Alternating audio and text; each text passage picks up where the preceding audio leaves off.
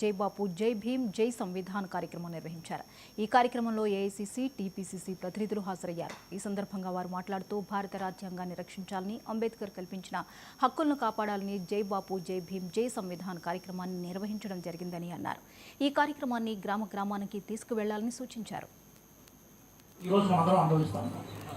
రెండో అంశం ఏంటంటే మన పిల్లలు షెడ్యూల్ క్యాస్ట్ సంబంధించిన షెడ్యూల్ ట్రైబ్ అయినా, బ్యాక్వర్డ్ కమ్యూనిటీస్ అయినా, అగ్రకులాలోని పేదలైనా, మైనారిటీలైనా మన హక్కులను అనుభవిస్తున్నాం అంటే దానికి ప్రధానమైన కారణం రాజ్యాంగం.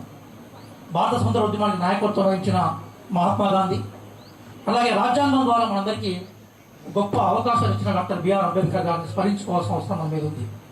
రాజ్యాంగం లేకుంటే మనం లేవు, మన భవిష్యత్తు లేదు. అందుకోసమే రాజ్యాంగాన్ని రక్షించాలి, గాంధీ ఆశయాలను ముందుకు తీసుకుపోవాలి, అలాగే అంబేద్కర్ గారి ఆశయాలను ముందు తీసుకుపోవాలనే ఉద్దేశంతో కాంగ్రెస్ పార్టీ జై బాపు జై భీమ్ జై సంవిధాన్ అనే ప్రోగ్రాం చేసుకున్నది. సంవిధానం అంటే హిందీ భాషలో రాజ్యాంగం అని అర్థం. కాబట్టి ఆ నేపథ్యంలోనే ఎందుకు ఈ కార్యక్రమాన్ని తీసుకోవాలన్న విషయాన్ని వివరించడం కోసం ముఖ్య నాయకులతోటి పెద్దలు జీవన్ రెడ్డి గారి సూచనల మేరకు ఈరోజు ఈ విషయాన్ని ఇక్కడ సమావేశం పెట్టాం. లక్ష్మణ్ మేము దాదాపుగా 1 వీక్ నుంచి మేము మాట్లాడుకుంటున్నాం.